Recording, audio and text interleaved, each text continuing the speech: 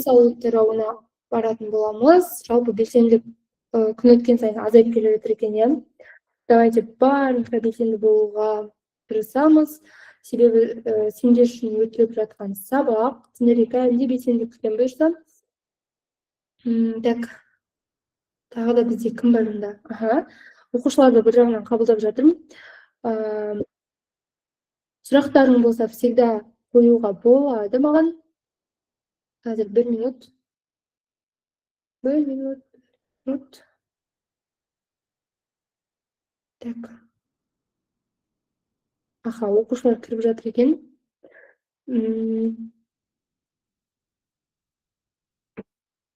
Так.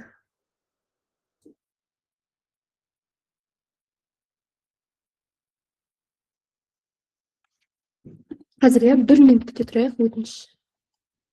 Срочно.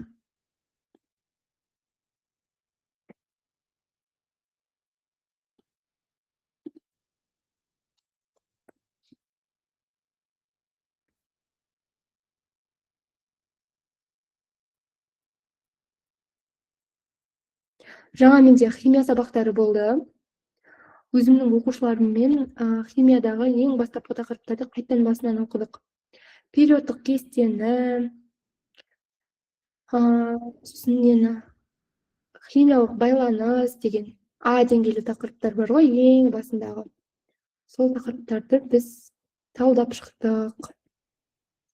Сендердің химияларың қалай, жақсы ма? Дайындалып жүрсіңдер ма химия бойынша да? Хорошо, кеттік, қазір менің презентациям көрінетін болады. Кезекті тарау, тыныс алу тарауына келіп жеттік, иә, уже күшті прям тыныс алу тарауын оқитын боламыз енді алды. Тым да қиын емес. Кешегі фотосинтез тарауы бойынша кімде қандай сұрақтар қалып кетті?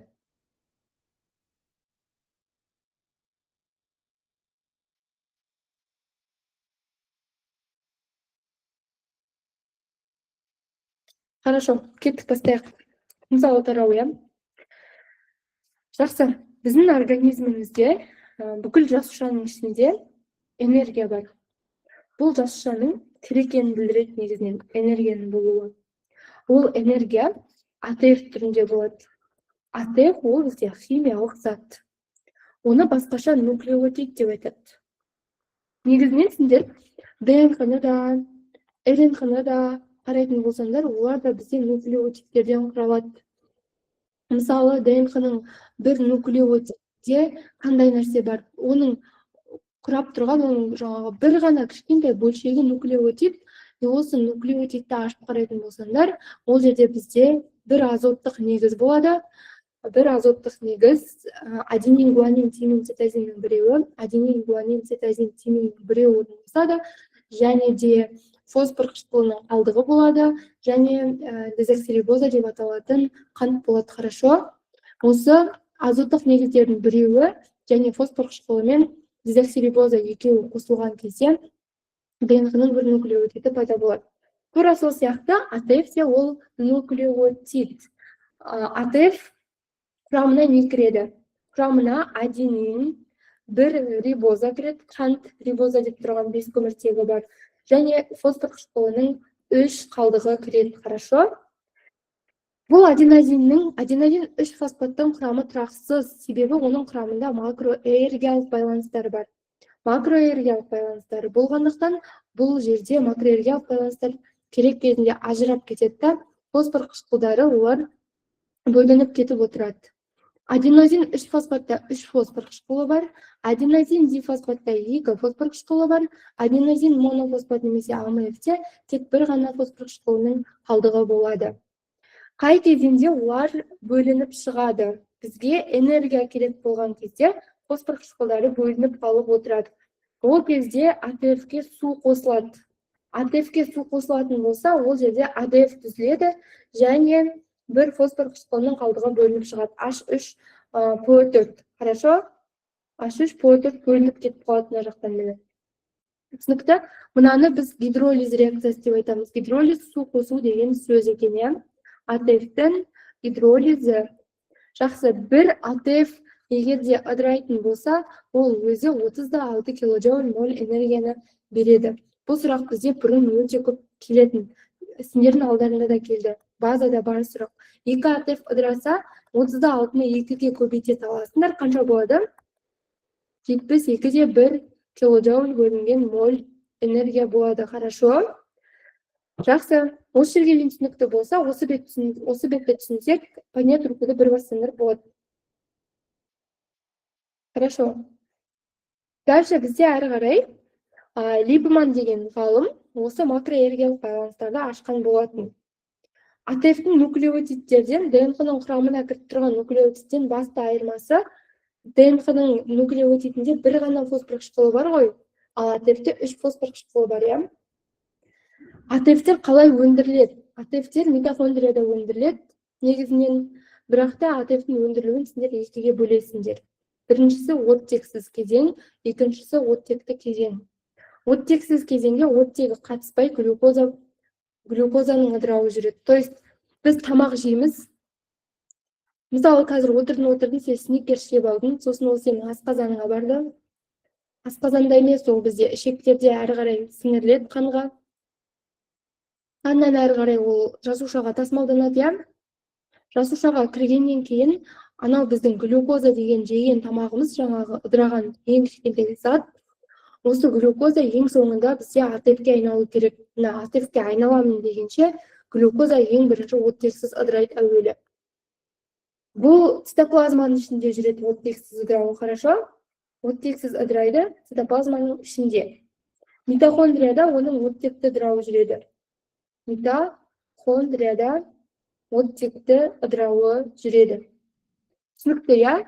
Біз жеп жатқан тамақтың барлығы ең ақырында жасушаға глюкоза, липидтер, амин қышқылдары түрінде түсетін болады, ше? Любой тамақ жесек, құрамында, қайсының құрамында глюкоза бар, ол тамақ ыдырағаннан кейін ас қорыту ішек жолында жасушаға, қан арқылы жасушаға барады глюкоза болып. Сосын глюкоза цитоплазманың ішінде оттегісіз ыдырайды әуелі. Сосын әрі қарай ол бір затқа дейін ыдырап алады ғой. Дальше оттегінің көмегімен ыдырап, митохондрияда АТФ пайда. Енді бізде мынандай бір жағдай бар. Егер де адамда қан айналымы нашарлап, оттегі жетпей қалатын болса, 4-6 минуттың ішінде миы өледі. Сенесіңдер ме? 4-6 минуттың ішінде мидың өліп қалуына алып келеді. Себебі миға всегда энергия керек, АТФ энергиясы керек. Адам көп қозғалып жүгіргенге қарағанда, миымен жұмыс істегенде оған энергия көп кетеді. Хорошо? Миымыз оттектің жетіспеушілігіне өте сезімтал. Ең бірінші, оттегі жетіспейтін болса, адамның миының ішінде тек қана глюкоза анаэробты түрде ыдырай береді, ана аэробты кезең жүрмейді. Жүрмей қалады аэробты кезең. Сол кезде анаэробты кезеңнің ең соңында сүт қышқыл деген заттар көп мөлшерде қышқылдар жинақталып қалады жасушаның ішінде, и ми жасушалары солай бұзылады. И адам өледі ақырағында. Хорошо, бұл бізде бір қосымша ақпарат болды. Жақсы. Енді әрі қарай бізде анаэробты ыдырау, жаңағы глюкозаның жасушаға кіргеннен кейін цитоплазмаға кірді ғой. Сол цитоплазмаға кірген кезінде ол әуелі оттегі қатыспай екі бөлікке бөлінеді глюкоза. Пирожизм деген затқа ыдырап алады әуелі. Яғни сендер глюкозаның формуласында зайық химиялық С6H12O6 болады, иә? Осы глюкозаны оттексіз ыдырататын болсаңдар, бұдан біз аламыз теңдей екіге бөлінеді құрамында көміртек С3H4O3 деген заттың екеуін аласыңдар. Оны басқаша пирожизм деп айтамыз, жарай ма? Бұл заттың аты пирожизм болады. Сосын бұның қасында бөлініп 2 АТФ энергиясы шығады. Және мына жерде бізде тек 8 сутекті көреміз ғой. Қалған бізде 4 сутегі натқа қосылып кетеді. Кеше біз надеф деген сияқты заттарды айттық қой. Натта тура сол сияқты, ол тасымалдаушы деп жаттап алыңдар. Ол такси, хорошо? Яғни ол тасымалдаушы. Ол сутекті алады да, оны тасымалдайды. Хорошо? Бұл сутекті тасымалдайды. Бөлініп шыққан сутектерді сразу ұстап алып отырады, өзіне алып кетіп отырады. Хорошо? Негізі глюкозаның пирожизмге айналуы 10 реакциядан тұрады. Және оған көп катализаторлар, өрткілер, ферменттер бәрі қосылады. Бірақ та оның барлығы бізге қатты керек емес, сұралмайтын нәрселер, иә? Хорошо. Жақсы, мына жақта бізде глюкозаның анаэробты ыдырауын көреміз. Бірінші глюкоза берілген, ол бізде ыдырауы үшін оған басында 2 атет энергия қолданылған, және 2 нат келеді, чтобы 2 сутектен 2 жау сутектерді алып кету үшін, иә. Түзіледі бізде 2 пирожизм, 2 атек, және 2 су, су шығып тұрған емес, су шықпау керек қой. 2 нада шекі түзілді. То есть 4 сутек бөлініп кетті. Мынау, кажется, артық мына жердегі реакциядағы. Жақсы, егер де біздің глюкозамыз әрі қарай мына пирожизм деген затымыз оттектің көмегімен ыдырап митохондрияға түсетін болса, ол кезде ол атефке айналатын еді. Оттегі болса ғана болады, бірақ бұл жағдай. Ал оттегі жетіспейтін болса, пирожизміміз оттегі болмағандықтан тұрақты өнім С3H6O3 деген затқа айналады, ол бізде сүт қышқыл деген зат. Хорошо? Сүт қышқыл немесе оны басқаша кітапта лактат деп те береді. Осы затқа айналып кетеді. Тілең андай химияның тілімен түсіндіріп жатыр, не байқағандарындай. Хорошо? Жақсы. Енді мен сендерге өте оңай тілде айтатын болсам, формула дымды жазбай айтайын. Ең бірінші сендерде глюкоза болды. Астына жазып жатырмын. Бұл глюкоза оттегінің қатысуынсыз, оттегі қатыспай, цитоплазманың ішінде неге айналды? 3 затқа айналды, иә? Қазір көрсетемін, пажақаның жазылуы. Бұл цитоплазманың ішінде бізде айналады екен пирожизмге, 2 пирожизм қышқылына, 2 АТФ энергиясына, 2 нат, то есть 4 сутек бөлініп шығады, соны 2 нат алып кетеді. 2 нада шекіге. Болды. Сендерге анаэробты кезеңнен только осы ғана керек. Байқап тұрғандарындай, анаэробты кезең туралы көп информация тұр мына мен жазғанымда. Енді әрі қарай мына пирожизм бұл оттегінің 2-ге бөлінген түрі. Егер бұл оттегі болмайтын болса, сүт қышқылы деген затқа айналып кетеді. Сүт қышқылына айналып кетеді. Жасушаға оттек түспесе, жасушаға оттек түсетін болса, бұл митохондрияға өтеді әрі қарай. Ол жерде АТФ-ке айналады. То есть бұл жерде аэробты ыдырау жүреді, хорошо? Аэробты ыдырау жүреді, және ол АТФ энергиясына айналады неге қарағанда. Түсінікті, иә? Осы нәрсе. Мен де ана жақта чатта сұрап жатыр, ПЖК деген не, жазылуы қалай дейді, иә? ПЖК-ның жазылуы просто былай жазасын, пирожизм қышқылы деп жазасын. Пирожизм қышқылы. Егер де сендердің химияларың жақсы емес болатын болса, онда мен миллион жерден айтқанмен естерінде қалмауы мүмкін. Так что давайте. Барынша фокустарыңды қойыңдар. Қиын деген нәрсе жоқ. Просто басында саған түсініксіз болып тұрады. Сен басында көрген кезде шок алып отырады. Миың мынау не нәрсе, мынау қандай нәрсе, өзі не деген сияқты түсінбей отырасың. Бірақ та көзіңді үйретесің, бірнеше рет қарайсың, сол кезде сенің миың уже қорытатын болады. Бір рет сендерге жазып берем. Пирожизм қышқылының формуласы С3H4O3 деген зат. Глюкозаныкі егер кетіп қалатын болса, С6H12O6 деп жазасын. Химиялық формуласы. Сүт қышқылы ол болады С3H6O3 болады. Жарай ма? Түсінікті болса, бір реакция басшеріңдер. Біз анаэробты кезеңді аяқтадық. Анаэробты кезең бойынша сұрақ жоқ деп ойлаймын. Анаэробты кезең бітті. Сендерге осы тақырып бойынша тесттер каналға салынады. Бүгінгі кешегі 3-ші сабақпен қосылып, 3-ші сабақтың презентация тестін салып қоямын, сосын сразу бүгін осы сабақ салып қоямын. Жарай ма? Тесттерді бір орындап шығыңдар сабақ соңында. Жақсы. Сонымен қатар бізде неден күнделікті биология каналында осы өтіп жатқан сабақтарымыз бойынша 11-ші сыныптың, 10-ші сыныптың қиын материалдары бойынша опростар, тесттер шығып отыратын болады. Сол тесттен де міндетті түрде өтіп жүріңдер, белсенді болып, хорошо? Хорошо, сабақ біткеннен кейін орындап шықсаңдар болады оны. Ал кеттік. Енді әрі қарай Келесі нәрсеге барайық. Бізде сонымен пирожүзім деген жерге келіп тоқтадық. 2 пирожүзім бар біздің қолымызда. Енді осы пирожүзім оттегінің қатысында ыдырайды. Пирожүзімді оттегі қосып, сендер ыдырататын болсаңдар, 3 зат аласыңдар пирожүзімнен. Бірінші көмірқышқыл газы бөлініп шығады ол жерде. 2 көмірқышқыл газ шығып кетеді. Енді қарап отырыңдар, я? Көміртек 3 еді өзі. Итак, то есть 2 көміртегі бар еді. Оның 3 көміртегі бар еді, то есть оның 2-і бөлініп шығып кетті, я? Пирожүзімнің только 1-ін жазайын. Сосын құрамындағы 4 сутек бөлініп шығып кетеді. 4 жұп сутек. Міне 4 сутегі натқа қосылып кетеді. Нада шекіге айналып кетеді, бөлініп сыртқа. Және бұл бізде бір АТФ-ке айналады.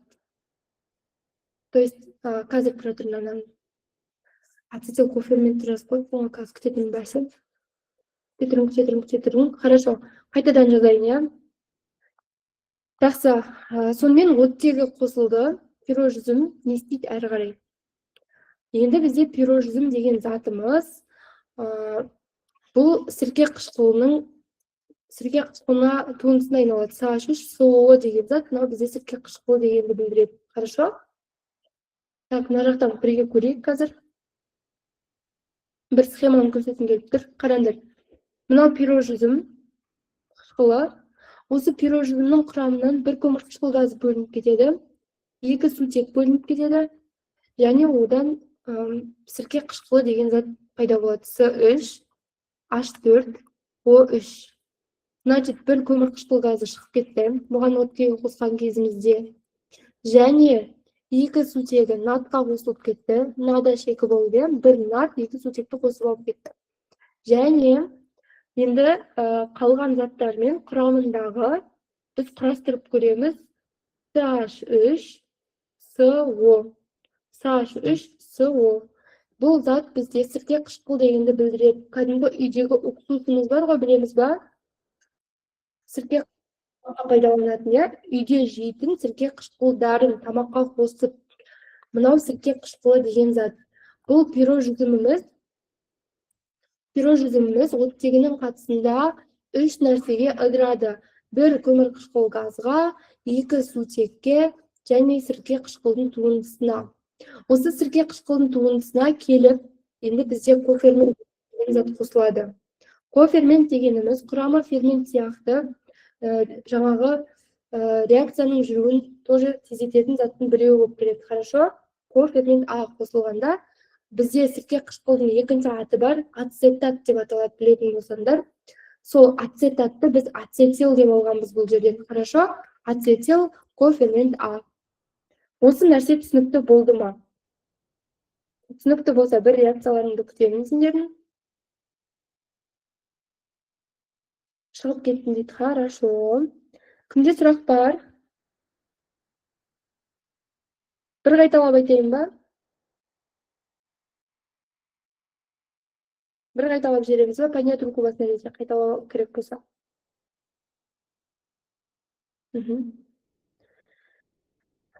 Аха.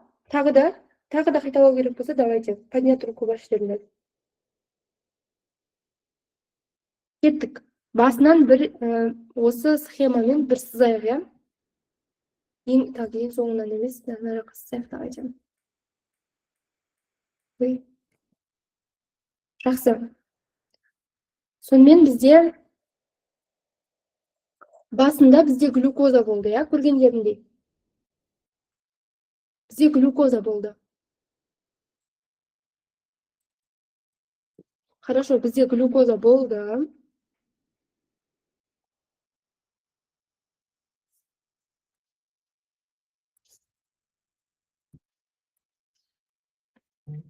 Бізде глюкоза болды. Бұл оттегінің қатысынсыз цитоплазмада ыдырады.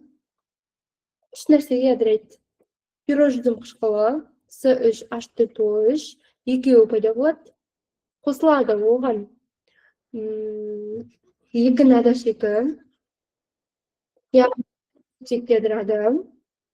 және тағы неге ыдырады ол бізде? Екі атф энергиясына ыдырады, иә, болды. Бұл глюкозаның ыдырауы. Енді бізде әрі қарай пирожүзім. Мынау бізде пирожүзім қышқылы, иә. Осы пирожүзім енді оттегінің қатысында митохондрияға жетуі үшін бұл ыдырайды әрі қарай. Пирожүзімді ыдырататын болсаңдар, сендер аласыңдар. Екі пирожүзім ыдыраған кезде екі ацетил кофермент аламыз, иә. Ацетил жаңа айттым қандай зат екенін. Ацетил кофермент А деген затты аламыз. Бір көмір қышқыл газын аламыз. Сосын нені аламыз? Бір нада шекіні аламыз, хорошо? Бұл осы заттар ғана бөлініп шығады. Осы затты жақсы біліп алыңдар. Бұл жерде жазып қойған ацетил кофермент Амыз әрі қарай бізде митохондрияға кетеді енді. Митохондрияға барады. Все. Егер де пирожүзім оттегі жетіспейтін болса, оттегі жоқ болса, ол сүт қышқылына айналады. С3H6O3 деген затқа. Сүт қышқылына айналады. Міне. Осыны өздеріне жазып қойсаңдар, естеріңде сақталады, хорошо? Значит, бізде мына жаққа қайта келейік. Егер де пирожүзім сүт қышқылға айналатын болса, оны біз ашу деп айтамыз. Ашу деп отырғанымыз пирожүзімнің тұрақты ең соңғы бөлімге айналуы.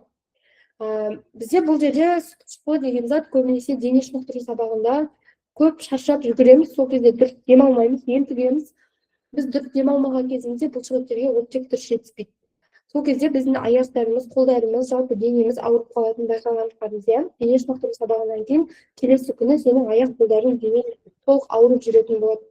Себебі денемізде оттегі бұлшықеттерге жетпей қалғандықтан олар пирожүзімдер, бұлшықеттер шоғының ішіндегі пирожүзімдеріміз сүт қышқылға айналып кеткен.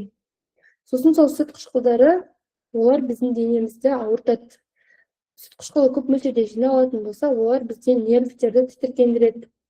Рецепторларда нервтің ұшы рецептор деп аталады, білеміз, иә? Сол рецепторды тітіркендірген кезде сендерде ауырсыну пайда болады. Жақсы, енді салыстыратын болсақ, сүт қышқылы ыдырайтын болса, ол кезде 150 килоджоуль моль энергияны береді. Глюкоза сүт қышқылы ыдыраса, өте аз энергия, вообще аз. Ал 2 моль сүт қышқылы СО2 мен H2O-ға айналатын болса, 2730 килоджоуль бөлінген моль энергия аламыз. Мынаны заттап алыңдар, мына жерді қанша энергия беретінін. Глюкоза пирожүзімге, сүт қышқылға айналған кезде сендер 150 килоджоуль алдыңдар, ал сүт қышқылы ыдырағанда 2730 аламыз. Ал если глюкоза толық ыдырайтын болса, 2921 килоджоуль энергияны береді. Мынаны біз жаңа айтып кеттік, 61-де 2 килоджоуль, ол 2 моль атф ыдырағанда бөлінеді. Ал енді есептеп қарайық, глюкоза ыдырайтын болса, 38 атф түзіледі. Сендерге енді қызық болсын, 38-ді 30-да 6-ға көбейтіп көріңдер. 30-да 6-ға 38-ді көбейтсеңдер қанша шығады көріңдер, давайте. 38-ге көбейтсеңдер, 30-да 6-ны 38-ге. 1162 болды, иә, байқайсыңдар ма? 1162-де 8 болып тұр. Так, кеттік ары қарай.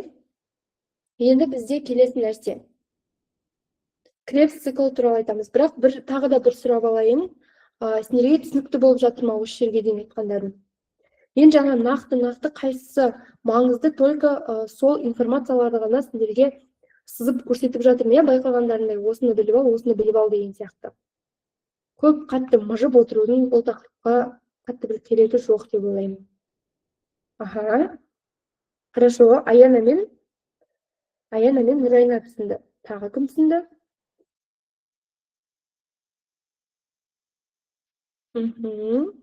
Молодцы, Ботагөз түсінді, Аяна түсінді. Жақсы. Хорошо, ацетил деген зат не екенін түсініп алдық қой, иә? Ацетил кофермент А. Ацетил кофермент А. Жақсы, бұл енді әрі қарай бізде Кребс циклына кетеді. Кребс цикл ол бізде митохондрияда орналасқан. Кребс деген цикл бар митохондрияның ішінде. Хорошо, осы Кребс циклына баратын болсақ, иә, қазір. Так, кеттік. Кребс циклын бірге көреміз қазір. Міне қараңдар, мынау суретте сендерге Кребс циклын көрсеткен. Кребс циклын мен ұбт тапсырған уақытта сұрақ болып келген болатын. Кребс циклын мен былай түсіндіремін негізінен. Ацетил кофермент А деп аталатын, ол өте бай адамда. Елестетіп қараңдар, өте бай адам. Өте бай, энергиясы көп оның. Оның энергиясы өте көп.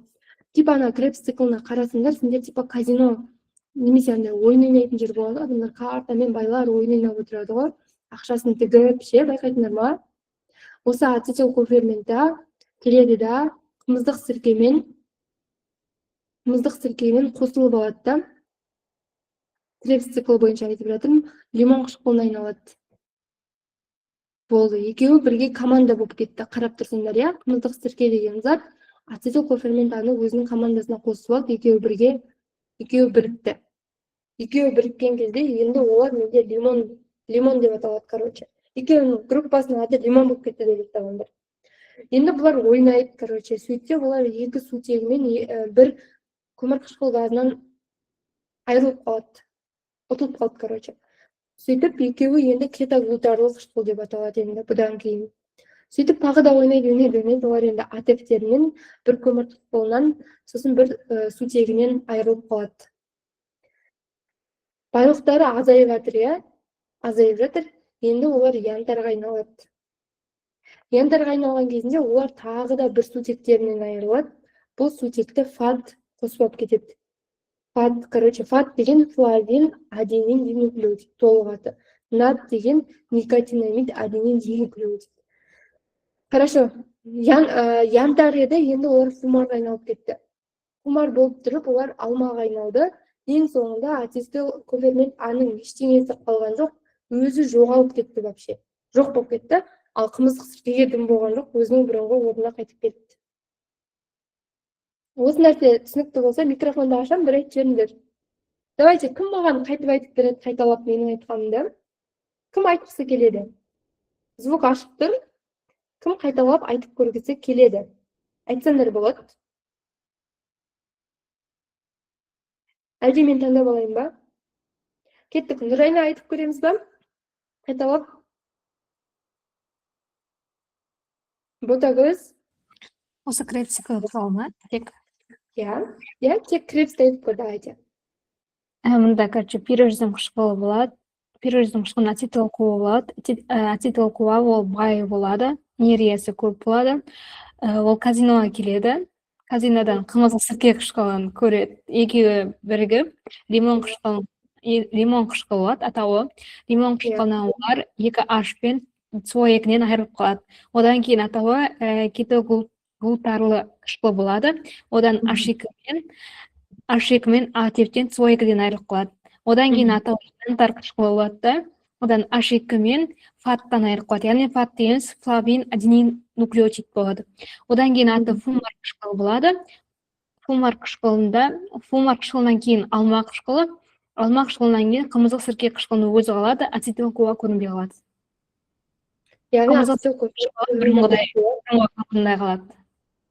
Яғни оған дым болмайды, осы күйі өзінше қылғанда ацетил коферментта жерініп қалды, бұл жерде. Жақсы, ацетил коферментадан менің бөлініп шыққанын жазайық. Ол екі көмір қышқыл газынан айырылып қалды, 8 сутегінен айырылып қалды. 8 сутекті 4H2 деп жазамын, қаршы. 4-ті 2-ге көбейтсем 8 сутек дегенді білдіреді. Және бір АТФ-тен айырылып қалды. Байқап тұрғандарындай, бір ацетил кофермент А ыдыраса 2 көмір қышқылды аласыңдар, 8 сутек аласыңдар, және 2 АТФ аласыңдар. Значит, сендерге нені жаттап алу керек? Бірінші нәрсе, глюкоза ыдыраған кезде не пайда болды, соны жаттап алу керек. Екінші, пирожизм ыдырағанда не пайда болды, соны білу керек. Үшінші, ацетил кофермент А ыдыраған кезде қандай заттар пайда болды, соны жақсы білу керек. Мен оның барлығын сендерге осылай схема қылып көрсеттім, иә. Кребсті кім түсінді? Поднять руку бас жерсін. Кребстегі мына заттың бәрін атын жаттамай қойыңдар. Главный біліңдер, ацетил кофермент А қатысты. Ең соңында бәрінен ұтылып қалды да байғыз, SO2, 8 сутегі АТФ кетіп қалғанын білсеңдер жетіп тұр. Және ол қымыздық сіркенің кесірінен не істеді? Ыдырап кетті, иә. қосылғанда екеуі лимонға айналды. Вот осы нәрсені жақсы білсеңдер, жалпы жеткілікті. Кребсті түсініп алдық па? Анаэробты кезең, аэробты кезең бойынша кімде сұрақтар бар? Егер түсініп алған болсаңдар, осы моменттерді енді басқа теориялық сұрақтарды талдап өтейік. Сендерге керек болатын тағы қандай маңызды заттар бар? Бұрын маған өзім УБТ тапсырғанда метаболизм деген нәрсе келген болатын. Хорошо, значит, түсінікті болды деп ойлаймын. Егер бізде оттегілік процесс жүру үшін, то есть энергияның түзілуі үшін, жаңағы кребстің жүруі үшін митохондриямыз бүтін болу керек, мембранасы. Аэробты кезең ол кребс циклымен тыныс алу тізбегі деп аталады. Қараңдар, мынаның ішінде кребс жүреді, и плюс бізде митохондрияның мембранасында нәруызда орналасқан. Бізде бағана байқап тұрғандарында 8 сутегі бөлініп шықты, Кребстан негізі біздің алатын басты пайдамыз, кребстің арқасында біз сутектерді көп қып аламыз. Кребсте өзі бір-ақ штук АТФ пайда болады. Ал енді қалған АТФтер қайдан шығып жатыр? Қараңдар, бізде анаэробты кезеңде 2 АТФ түзіледі. Анаэробты кезеңде. Ал аэробты кезеңде 36 АТФ түзіледі. Аэробты кезеңдегі 36 АТФтің екеуі кребстан аламыз, біз кребс циклынан аламыз. Қалған 34-ін тыныс алу тізбегінен аламыз. Хорошо, тыныс алу тізбегінен қалған 34-ті аламыз. Кребстен тек екеуін ғана аламыз. АТФ-тердің, рейма? Жақсы. Кребстің, значит, басты беретін пайдасы, ол жерден біз сутектерді өндіріп алады екенбіз. Хорошо, қазір тыныс алу тізбегін соңында айтсақ болады. Немесе тыныс алу тізбегі, міне, қазір айтып кете салайық. Мына жерде сендер тыныс алу тізбегін көресіңдер. Бұл жерде тыныс алу тізбегінің 4 нәруызы орналасқан.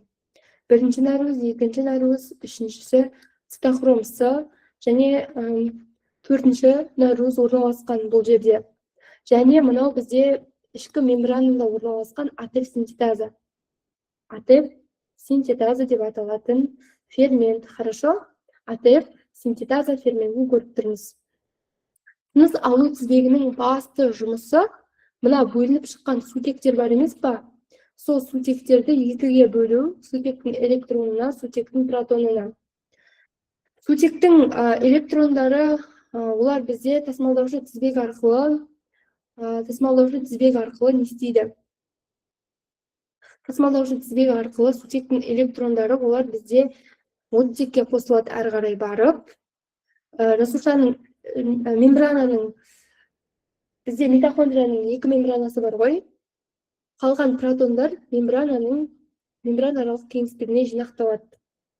Яғни, митохондрияның ішіндегі сутек молекулалары ең бірінші митохондрияның ішінде сутектің электроны мен протондарына ажырайды.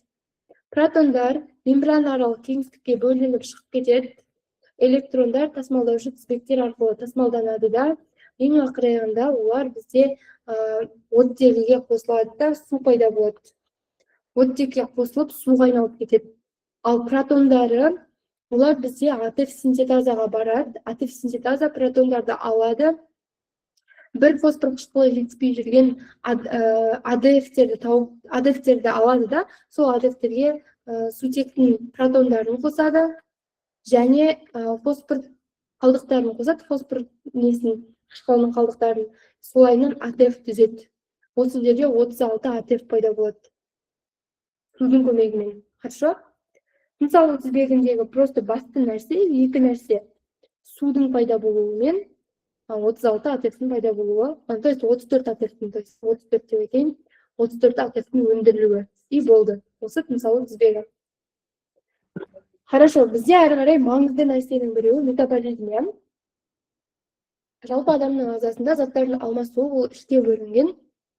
Бірінші зат организмге түседі, ас қорыту мүшелеріне. Ол жерде ыдырайды, қорытылады, организмге жасушаларға өтеді, соны метаболизм деп айтамыз. Жасушалардың ішінде біздің жеген тамақтарымыз ыдырайды. Химиялық реакция жүреді жасушалардың ішінде. Ең ақырында олар жасушадан сыртқа шығарылады. Міне осы зат алмасудың 3 кезеңі. Метаболизмнің бізде екі түрі бар: анаболизм және де катаболизм.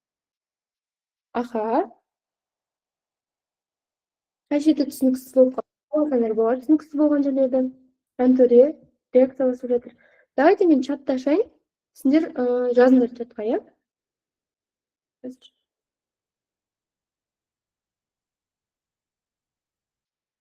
Чатым мені қайда? Настройки. Настройки.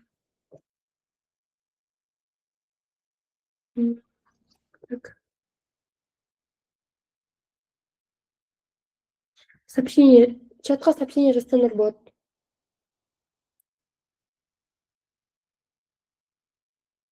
Кімде қандай сұрақ бар? Түсінікті бәрі. Түсінікті болса күшті ғой. Тағы кімге түсінікті? Давайте жазыңдар. Бүгін аз кіріпті де сабаққа.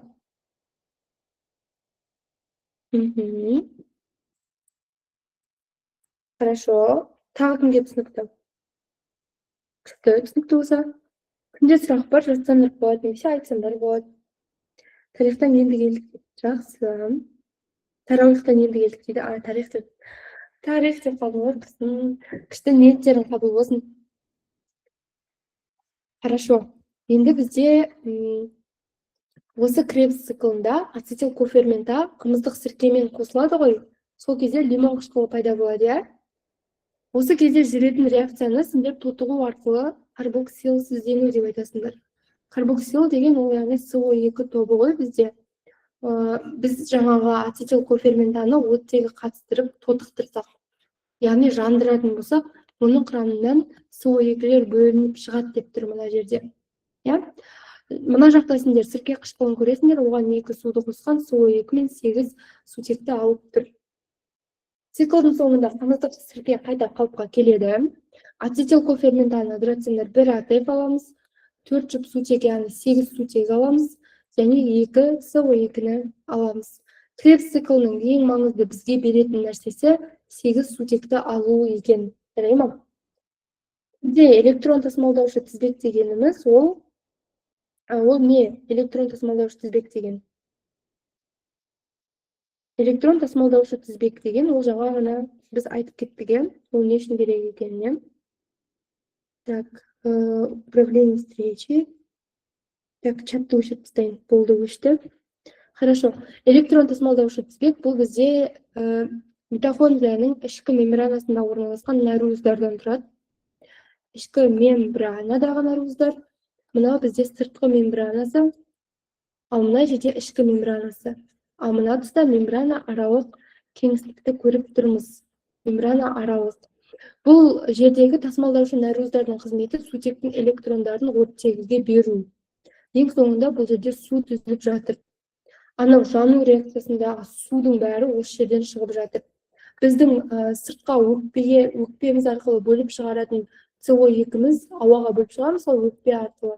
Сол міне осы жасушалардың ішінде көмірсулар ыдыраған кезде пайда болады. Өте қызық, АТФ ол бізде ми жасушаларында медиаторларды өндіруге керек, жүйке жасушалары қалыпқа келу үшін керек, импульс жүргізу үшін керек, бүйректе несепті түзу үшін, зәрді сүзу үшін, реабсорбция жүргізуге керек, бауырда гликоген, май, нәруызды өндіруге керек. Бұлшық болса, қан айналымының дұрыс жұмыс жасау үшін керек, қаңқа бұлшық еттерінің тыныш күйде болса, қаңқа бұлшық еттері, оларда бұл бізде өте аз қолданылады. Және де ең қызық нәрсе, біздің денемізде майдың да қоры болады, көмірсудың да қоры болады. Бірақ та біздің денемізде ең қызығы АТФ-тің қоры болмайды. АТФ-тің қоры жоқ. Оны өндіргенде сразу ол жұмсалып кетіп жатады. АТФ-ті көбейтудің жолы ол әрине тамақ ішу, дұрыс ұйықтау, бүкіл денемізде кәдімгі бүкіл жасушамызда АТФ энергиясы түзіліп жатыр ғой. Прям өте қызық. Жақсы, значит, осымен бізде Кребс циклы аяқталады. Ең маңызды, ең керек деген ақпараттар ОБТ-да келетіндерді талдадық. Біз бір затты айтпадық, митохондрияны ғана. Себебі митохондрияны алдыңғы сабақта құрылысын талдап шыққан болатын бізде. Сонымен ойлаған мақсатқа жету үшін әрекет жасау жеткіліксіз. Дұрыс әрекет жасау керек, Значит, әрбір күнделікті сабақ оқып отыратын болсақ, өзімізге анализ істеуіміз керек. Түсінбейтін, білмейтін тақырыптарымызға көбірек уақыт бөлуге тырысуымыз керек, иә, білетін нәрсені оқи бермей деген сияқты. Жақсы. 4-ші күннің сабағы осымен аяқтасақ болады, және мен чатты ашамын, өзіміз отырып әңгіме айтсақ, шай ішіп болады, яғни. Записьті бірінші өшіріп аламыз, 1 сағат ішінде шығатын болады.